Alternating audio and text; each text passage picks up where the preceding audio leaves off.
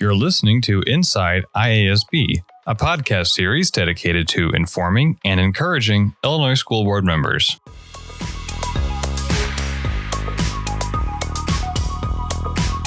Hello, everybody. Welcome to the podcast. My name is Isaac Warren. I'm the Assistant Director of Digital Communications at the Illinois Association of School Boards. And today I have Patrick Allen from our Springfield office, as well as some folks from the Blue Ridge School District. So if we get around the table to introduce each other, that'd be great. So let's start with you, Patrick. Hi, Isaac. Thank you. Patrick Allen. I'm a Field Service Director with the association. Hi, I'm Franci Miller, the Board President here at Blue Ridge. Hi, I'm Hillary Stanifer, Superintendent, Blue Ridge Schools. Thank you for coming on the podcast. Today, we're going to be talking about board self-evaluation and the benefits of that. The reason we came to Blue Ridge is because, as Patrick can attest to, you guys have done this test or this workshop multiple times, multiple years in a row. In fact, Patrick, could you talk a bit more about that? Yeah. Blue Ridge has been my most consistent district when it comes to doing board self-evaluations. They typically do one every year. I usually get an email from Hillary in May or so saying, hey, can we plan out our June board self-evaluation? And we put something together. So we've done a number of different things when it comes to board self-evaluations, and they're experts when it comes to this. Yeah, and it's probably good to talk about what is board of self-evaluation and what that looks like. So could you go into some slight detail about what that looks like? Yeah, so board self-evaluation is an opportunity for a board to go into a closed session. It's one of the exceptions in the Open Meetings Act. So the board can go into a closed session and talk about different things that are happening within the boards. They can talk about different processes they have. They can talk about, potential issues that they're having, maybe communication issues that they're having either among board members or with the board and the superintendent. But it's an opportunity for them to kind of discuss all of those things behind closed doors. So it's not something that's aired out into the community. We do have a number of different board self-evaluations. We have starting rights, which are really popular right after elections. They're good for when a board has either new board members or a new superintendent, or a lot of times both. It's a good opportunity for them to really come together. We also have two different ones that use questions. So we've got the board evaluation instrument and we've got board governance review. So those both it's kind of a questionnaire. So you get a summary of answers and you talk through those. We also have things like Trust Edge, which is a little different than our standard board self-evaluation, but still falls into that category. Gotcha. Thanks for that explanation, Patrick. So we've talked about what board self-evaluation is. Let's talk about the why. How often? So you mentioned pretty much every year you've participated in the board self-evaluation. Is that correct? Yes, close to every year. Yes. And so what brings you back every single year to do the board self-evaluation? I'll answer first, perhaps, but I think Franci has even had more experience than I have. This is my fourth year as superintendent, and it was very important for us to make sure that when I was new in my role, I had been in the district prior to becoming superintendent, but it's a very different responsibility when you are now the lead role and you're needing to report directly to 7 people. So it was important for us, as Patrick alluded to make sure that we would all be on the same page with understanding and respecting each other's perspectives. And until there's no other opportunity for a board to really come together with a superintendent and have that free flowing conversation where you can learn from each other and just see where we're alike and where we're different and be able to learn how to respect each other. So for me, it was very important to start us off on that foot. And the previous superintendent had said that, yes, you absolutely want to do a board self-evaluation when you first come into the position. So that's how I got acquainted with the process. And Franci's had a longer experience than I have with that. Yeah, I know Patrick had mentioned, it can help with any issues. I think even if a board doesn't have any issues, it's helpful. It helps you think about things from different perspectives that you might not have before. When you come out of an evening of a board self-evaluation, your next board meeting, at least for me, I'm thinking about the things we're going to discuss from the different angles. I'm automatically thinking about it from the angle that I've learned from that board self-evaluation that maybe I wasn't looking at that way before. I've been through several. We actually want to have another one soon. I can say that probably before May that Patrick will hear from us saying, let's get scheduled. But I've never come away from it and thought, oh, that was a waste of my time.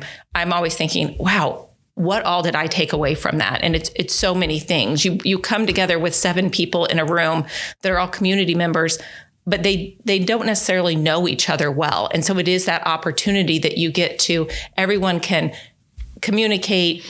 We've done a couple of them where you're answering questions. The questions ones, I cannot recommend it enough.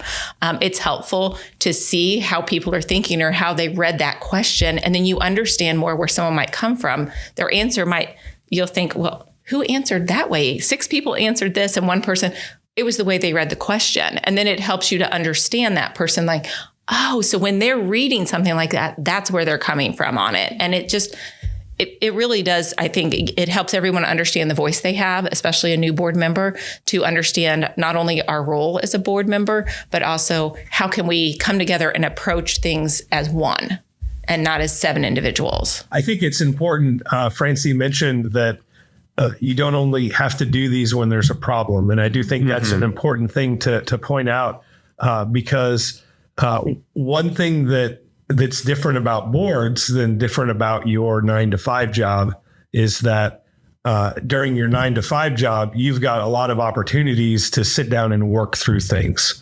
I can easily walk into Isaac's office and say, hey, Isaac, let's talk about this real fast. And we can do that. Board members don't have that ability. There's not only is there something, there's the Open Meetings Act, which can limit some of those opportunities. They also might not see each other but 3 hours a month to sit down and talk through board business. So there's not as much of an opportunity to talk through those things. And when you do these on a regular basis, it kind of continues to reset the level of where you need to be, the different level of governance that you need to have on a regular, kind of on that regular cadence. When you don't do that, there are little things that can happen. And I'm sure that Franci and Hillary can back me up on this. There's little things that can happen that can just build and build and build over the course of a year. And then all of a sudden you've got a divided board over something that really shouldn't happen. But regular board self-evaluations kind of keep that from happening. Yeah, and I think that's a really good point to make too, that drift that can happen is really crucial to try to avoid. And I think that really brings to the merit of doing this every year, really. Because a board might see this and say, I can do it once every couple of years and it'd be fine. But I don't think you realize how far from the mark you can get from the first time you do it to the second time you do it. So it's really commendable to do it every single year. I would agree. And I think that doing it that way, it helps you as a board get your focus back of why. Why are you on the board? What is your role? How do you approach things? Because it's really easy when you are at a board meeting, you're so in the weeds with what's going on in the district, what decisions you have to make, all of those things. It's hard to take that step back. And a board self-evaluation is an evening to take that step back and say, why did I first run to be on the board? What is our purpose as a whole? And it really does. Like I said, I've never walked away from it thinking, okay, you walk away really feeling like refreshed and knowing that your next board meeting is going to be a good board meeting. For us, it has always been that way. Time well spent for sure. Mm-hmm. Yeah, because like we've said, when you only meet for 3 hours or so a month, one little disagreement, one little misunderstanding, 1 month that's not addressed, the following month and the following month, it doesn't stay that size. It grows. And then it can roll over into other areas that it never needed to touch. So yeah, it's preventative medicine for sure. Yeah, it's like a doctor's visit. Yeah. Almost. Yeah. Got to do that every year. Let's talk some more about some of the things that have come out of these meetings. Were there any notable or really key takeaways from any past board self-evaluations that you'd like to share that really stood out to you? I think a key takeaway is really just a little bit more of what we've already said. It's very preventative. We've been in a situation, having other superintendent friends. I always say that I'm in the minority by having a very high functioning board and very high functioning superintendent board relations. Most are not in that situation right now. And, that maybe that started with the pandemic, where there was a lot of divisive decisions that we were forced to make that none of us sitting at the table were qualified or trained to make a decision about a pandemic and how to educate children and keep them safe. And so I think from that time on, it's become more and more prevalent that board and superintendent relations have not been the best.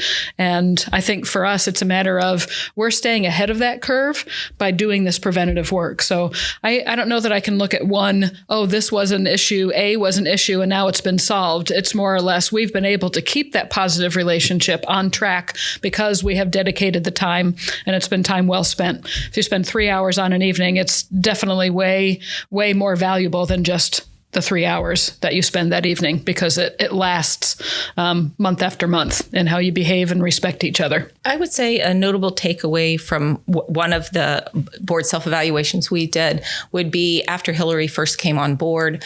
And as a new superintendent, we all knew her. She had been in our district, but we didn't know her as a superintendent. So I think it was helpful for us especially, and I would hope also for her, that we got to know her better. We got to understand her thoughts on some of those questions. She got to sit and listen to us. Like, what is the board thinking of this? Just having that connection to realize that, okay, here's where we're all trying to work towards a common goal and not work against each other and understand each other better. So I just think when you can have a better open communication, it helps everyone. Yeah. And, in this particular situation, coming into a rural district, having been in the district for 3 years prior to the superintendent role here, 3 years is not a whole lot of time to really understand all the nuances of all the relationships, all the things that have gone well or not gone well previously. And if I'm not aware of all of those things, I could be stepping in some landmines, setting up the board to make some really tough decisions if I'm not aware of those things. So just being able to hear from them. And like we said, it's the perfect opportunity to be in closed session and be able to be very real and open and honest. And so they can inform me if I'm walking towards something that they've already addressed 10 years ago, and we just don't want to go in that direction, or because of that decision a long time ago, we want to go in, direction B. So very informative for the newbie on the block. I've seen a lot of different takeaways, for a board like Blue Ridge. There isn't that one thing that you can walk away to say, oh, that one really, really hit home. But that's the advantage of doing these on a regular basis, is that, it's just continual learning. It's things that you've already heard. I know that when I start talking about the foundational principles, that Franci could probably give me the next hour and she could lead the foundational principles, but it's good to continually hear those and kind of continually drive those home. But to Hillary's point, I've done a lot of these that where boards haven't gotten along, right? And there has been a lot of conflict, and seeing people have the opportunity to talk through those things and realize that they're not as far apart as they thought they were, right? They're all in this for the same reason. They're all trying to do the same things. They just look at it a little bit differently. So giving them the opportunity to talk through that and see why this particular issue is so important to this person and this one's so important to this person. And when you have the opportunity to talk through that and, really listen to what your fellow board members are saying and really try to understand what it is that they're saying, not try to just respond to what they're saying. It really gives you an opportunity to really drive your board forward. And I think that, we also see, especially right after elections, when you've got a lot of new board members, it's always nice to see, when we walk out of like a starting right, for example, nice to see that they really do have the board and the superintendent do have a lot better understanding of how each other communicates and wants to communicate and what they're trying to accomplish, and that they kind of work through those potential issues early. So those are things that are causing a divide in the next year, right? They've kind of taken care of that from the start, and they're moving forward, with that. So, so I do see a lot of different things because not every board is as high functioning as Blue Ridge, but I think that every time we do these, there's at least some takeaways that the board has that they can move forward with. That's awesome to hear. And we've touched on this, I think, quite a bit on all of your answers, but what impact on your board has the consistency of these of the evaluation been? Is it, I'm guessing like maybe people have been on the board for a couple of years. Or do they look forward to it every year, or what's the general vibe, I guess, going into it? Franci's always a big proponent for board evaluation, probably the strongest proponent for it. I've never known a board member to not want to be part of a board self-evaluation. It's kind of just what we do. It's just part of what Blue Ridge does as a board. We want to be healthy. We want to grow. We have board members that are recognized for the extra things that they do, the meetings that they attend, and they take their job very seriously. And so as we transition from one board to the next, they see what their predecessors, have done. And it's very important that they understand when you come on, the expectation is the same for you, that you're going to continue to learn and grow.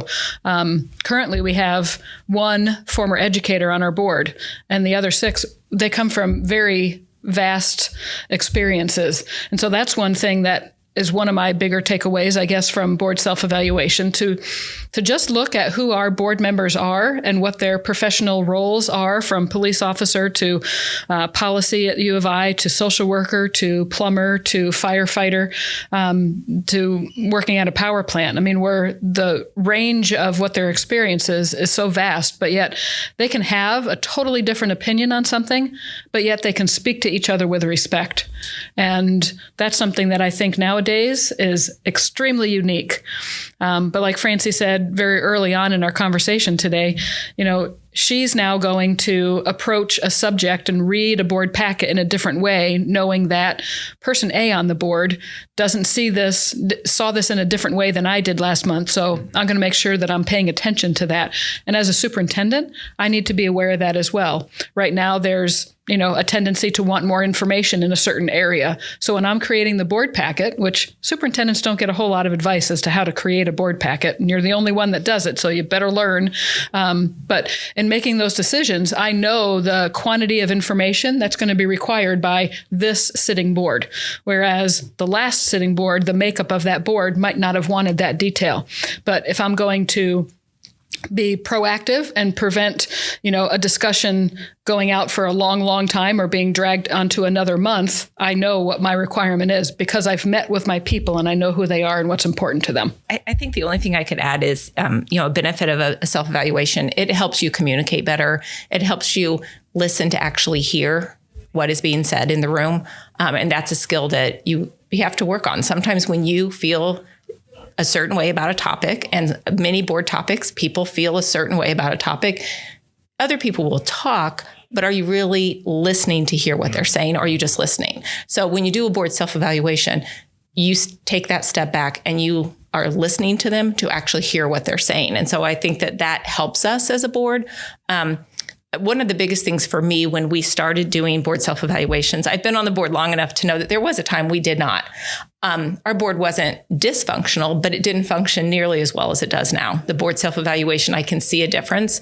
But a big thing that we have within our district is we encourage our staff and our teachers to continue to educate themselves and to learn. So to me, these are ways that as a board, we can continue to learn and to, be better board members. We shouldn't have lesser expectations of ourselves than we do of the people within our district. One thing that I'll add to that, that Hillary kind of hit on is during a board self-evaluation, I think that you get a better understanding of how, not only how your fellow board members view topics and how they view certain issues, but also how they communicate and how they want to be communicated with, which I think is an important thing that good boards figure out, because not everybody wants to address an issue head on. Right?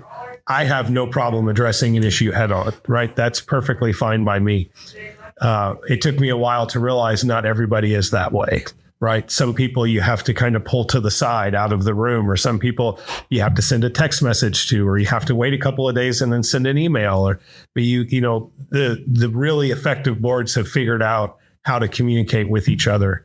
Just like Hillary talked about, understanding that this board needs more information. I need to be more thorough with this. Board members have to do the same thing, figuring out the new folks that come on. Even in a smaller community where you might know everybody, like Franci said earlier, you might know them, but you really don't know them, right? You have to get to know them. You have to really understand how they want to be communicated with, to understand how you can really listen. You can really understand what it is that they're trying to do. Yeah, because you mentioned that you guys are doing this as a preventative measure, really, and it's just more of a checkup and not necessarily like fix a problem, so to speak. And I think that when you go into this workshop with that kind of attitude of, we're not going here to like fix everything, but we need to know where we are right now and what potential changes we need to make in our own board. Mm-hmm. I think that's a good mindset to go into, because that's when you get the most out, when you're the most open to that kind of changes you were kind of alluding to earlier. Yeah.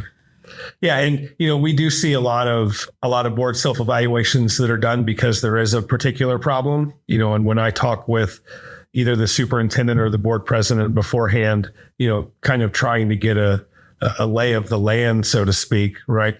I know when I talk to Hillary, I already know what the lay of the land is, right? And we just kind of work through, what we need to do. Other times, if I don't have experience with a certain district and I'm getting the lay of the land, a lot of times the lay of the land is board member A won't talk to board member B, or something along those lines, and we have to deal with that. But the more regular you do these, we're not going to have that problem. I don't ever feel like I'm going to get a call from Hillary that says that Franci won't communicate with this person. Maybe. We'll talk, Patrick. Yeah, that's a good point. We could talk about how that, what that process looks like. How do you select the topics each year, or what to talk about at each evaluation? So it's a good conversation, open conversation between Patrick and myself, and he'll ask a couple probing questions that will cause me to sit back and think, okay, what's changed since we had the last board evaluation? Have we changed board members? Have we changed a significant event that's happened in the district that we need to, maybe focus on? And so sometimes I've given some suggestions, and I think other times we've just said, you know what, there's nothing that's popping in my mind right now. We just need to continue to have that preventative maintenance work done. And I think it's one thing that I was thinking of when you were speaking, Isaac, was we're in the business where principals evaluate teachers. Teachers are grading or evaluating students, but nobody likes to be corrected, right? Nobody likes to know that they're doing something wrong. So I think, when you go into this and when you're able to say, this is preventative maintenance, it's not because we're not functioning well. It's because we're doing great, but we always want to look at being better. Like Franci said, you can't be in the business of education and be the board and not want to continue educating yourselves, right? But when a board does have an area, I think it's fair that, we'd be able to say, we've noticed that we're struggling with some things, and we don't always have to be a 7-0 board, but we need to be able to hear from people. If we're not a 7-0 board, we want to know why. If that vote's not going to be in that direction, we want to know what is the substance that's keeping you, what is your perspective that's keeping you from voting with what has been recommended here. So I think it's, just a lot of communication and being honest and open about where we need to grow. Well, I think we got interesting to think about the first time you did a board self-evaluation, what that looked like, and has your perception of it changed since then, or I'm guessing, how long ago has it been since your first one? Well, my first one would have been probably right in the pandemic, 2020. Yeah, wow, right. I think so. So new superintendent, pandemic, a lot of decisions that nobody knew who was really responsible for. Should the superintendent be deciding when schools close? Should the board be deciding? Do we all have to be in agreement? Does the CDC decide? Does the local health department? For me, that first experience was, I was a little bit nervous going into that. Part of our conversation, if I recall correctly, was about, how do you want to be communicated with? What's that communication going to look like? And I can say, well, I was advised that every week I'm going to be sending an email, and if anything large happens in between, then you need to, communicate on a separate basis. But all of that is subjective, right? What's big enough that I need to communicate about? Is it when an ambulance comes to the building? Is it, so just having those questions and being able to talk through, I wasn't sure yet that there was going to be such a productive and positive relationship between superintendent and board. But once I got done with that self-evaluation, I could literally understand that, yes, we all want to have the same goal here. We do have the same goal, and we want to be able to communicate well with each other. So I think I went in a little bit nervous and came out less nervous. Yeah, we like to hear that. Did you remember your first board self-evaluation as board president? It's definitely been a while. Mine was prior to 2020. I know we had done at least one before that. I think for me, I didn't really understand what that meant. Like, what does it mean, a self-evaluation? What is this? What are we going to do? Like, are we going to have to fill out a questionnaire? Are we going to but once you get in there and you realize it's a very relaxed, it felt very relaxed to me. It helps everyone. If you didn't feel like you had a voice, it's the opportunity. Like you're called on, what do you think of this? Everyone gets to speak about that. And that's helpful. It's not necessarily addressing you're not discussing board business, because you can't do that in closed. So it's like you're just talking about general topics and how would you approach this? Or if this happened, how would you then? And for us, we had clickers and you could click your answer. And I know for me, I was always like, at first I felt, I have to make sure I get the same answer as everyone. And then you realize, oh, wait, there's 7 people and there's 4 answers that people chose. So that helped you understand, like, there isn't a right answer or wrong answer. And so when you go into it and you start realizing that, like, wait a minute, so it is okay that everyone's thinking. And so for me, it helped me understand that all of us thinking all these different ways, it was okay. We weren't all thinking the same way. We could all reach an answer and compromise to an extent. And then to understand that sometimes you aren't going to be a 7-0 board. A 7-0 vote is way easier in life. If you could always have a 7-0 vote, that's wonderful. But it was also helping understand, and we've worked through some recent board self-evaluations. We've had board members in the past where they just vote no a lot. And I never knew why. And so it was, during a board self-evaluation, we talked about, it's okay to vote no, but, please participate in the communication, that for the other board members were able to vocalize, hey, it would be really helpful for me if you would just say, when we're having the discussion before the vote, if you feel different, we want to hear your voice. And I'm definitely that person. I want to hear, because maybe that person is going to help me look at an issue from a different angle that I never thought of. But if they don't speak up, I'm never going to think from that angle. I just know that, oh, they just voted no. What just happened? But then you move on. You don't, once you take a vote and it's 6-1, you don't get to go back and say, rewind, we want to know why. Well, so it's just about everyone learning to say, it's okay to feel differently or, approach something differently.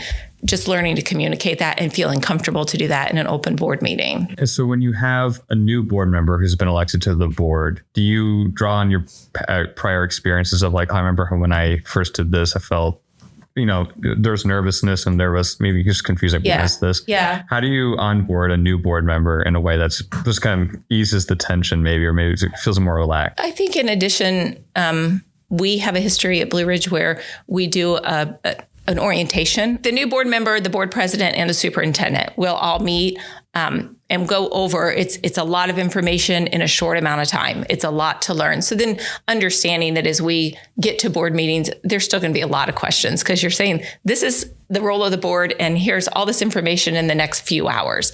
And then at the board, just trying to help them understand their role, their voice. Recently, I'm in a newer role as the board president. I definitely try to take the time at every meeting. I'm always asking the board members, if I don't do this, please tell me afterwards so I can do better next time. I want to make sure everyone speaks up. And I'm trying to, be very cognizant to call on people. If they haven't said anything, I'm going to be saying your name in a minute, and I'm going to ask you to, what do you think on this? Even if it's very much like, well, this seems pretty basic, but I'll always say, does anyone have any comments? And I'll sometimes say several names. No. Okay. Before we call a vote, even for something as simple as milk bids. There's not usually a lot of controversy on milk bids, but if someone would have a comment, I want them to feel free to speak up about how we're approaching that. Because if you have a voice on the easy topics, it will make you more comfortable to speak up on those tough topics that are a lot harder maybe to do that. So, I think that's where some of that helping further develop the relationship with your fellow board members. You just don't often have a relationship with them other than you were all elected to a school board. So when you do a board self-evaluation, that's another step with newer board members to help spend that time together. I find, Franci mentioned the session that we get together for orientation. That's usually scheduled for 3 hours, and we fill every single minute of 3 hours. And it's drinking from a fire hose, really, to hear all the different things about a school district, because like we said, most people aren't educators. So it's totally unusual for them to talk about some of the things that we have to describe. But I think it's also very common for new board members. I think it's a sign of feeling confident when they're reading through their packet. They'll get their packet on a Friday afternoon for a Wednesday meeting. And so it's a lot of weekend reading. So there will be times where it's kind of an expectation of mine that newer board members would more likely to contact me via email or give me a call and say, can you explain this to me? And then I have to make the decision. I'll respond to them, but then I have to make the decision. Do I answer just this one board member, or do I let everybody know through an email, this was the question that was asked, here's the answer? And so if I'm hitting the target, if I know who my board is and I know collectively what they expect, then I can make sure that my board packet is going to answer those questions. Other than somebody who's brand new and they don't know how to read the account numbers in a financial report and they want to have a question. But it's a good sign to me when they ask questions, but it's also a good sign that after a while that dies down because I am then giving them all the information that they need. And my final question, I think I know the answer, depending on, since all the answers we've heard so far, do you recommend other school districts participate in the board self-evaluation, and why? 100% yes. Absolutely. Again, my question would be, why wouldn't you? Why would you not want to take that step as a board? If you made the decision to run for a school board and to put the time and energy into it, I would think you would want to be the best functioning board that you can. That does not mean that you're always going to agree 100% on every topic, but it means that you can work well together with 6 other people. And this is a tool that will allow you to do that. So that would be my question for school boards and superintendents out there. If you haven't looked into a self-evaluation, why haven't you? What's holding you back? That's the perfect statement. But I'll just add and encourage others that it doesn't matter the size of your district. It's not exclusive to large, medium, or small. It's not exclusive to rural versus urban. And it's not exclusive to highly functioning and poorly functioning. It's a good step for everybody. And like she said, why would you not? You're in the business of watching over educators. Why would you not also want to educate yourself on a continuous basis? Patrick, I was facilitator. You probably have a bit of a biased answer, but I'd still like to hear what you had to say to districts who maybe are on the fence about taking it.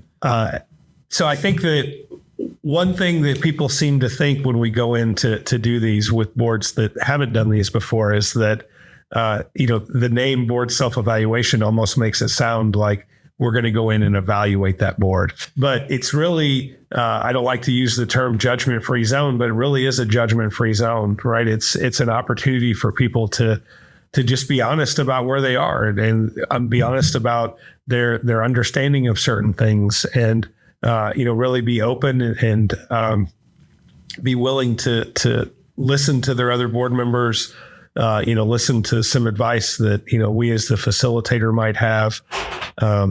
But it really is an opportunity to come in and make your board better, right? Make your, kind of understand what it is that you're supposed to do, understand what your main functions are as a board, and kind of get back to focusing on those things, as opposed to all of the other things that can happen that can take your attention away from what you're supposed to be doing.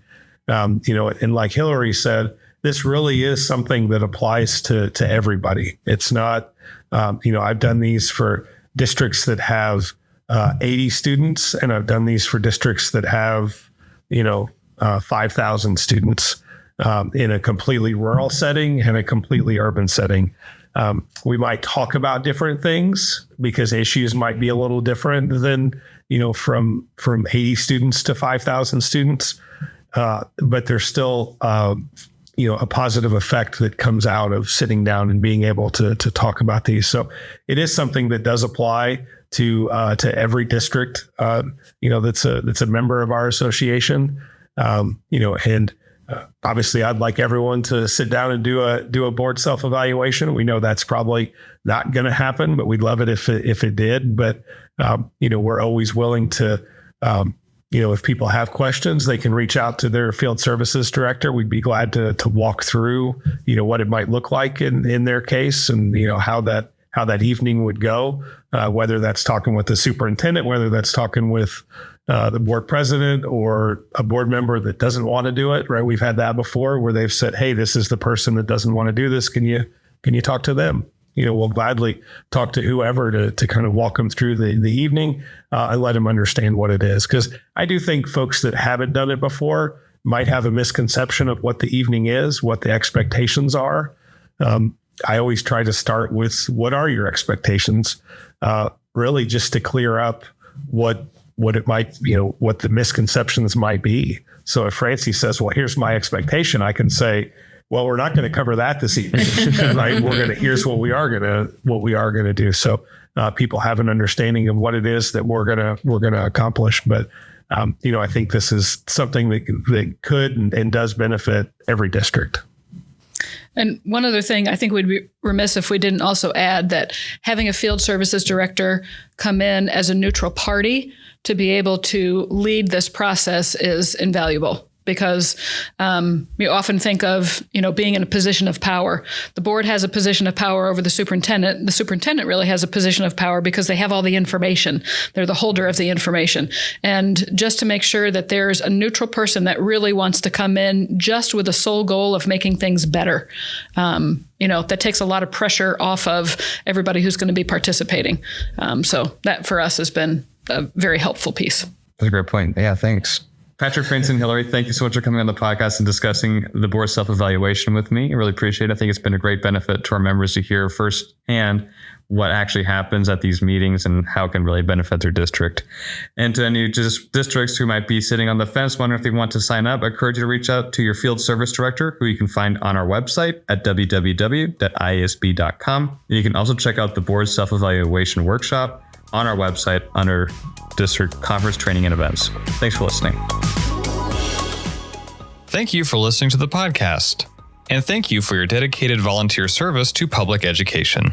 If you'd like to stay up to date with future episodes, please consider following us on Spotify, Apple Podcasts, or YouTube Music.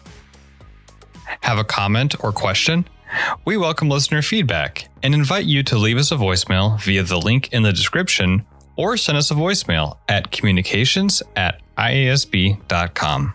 Thanks.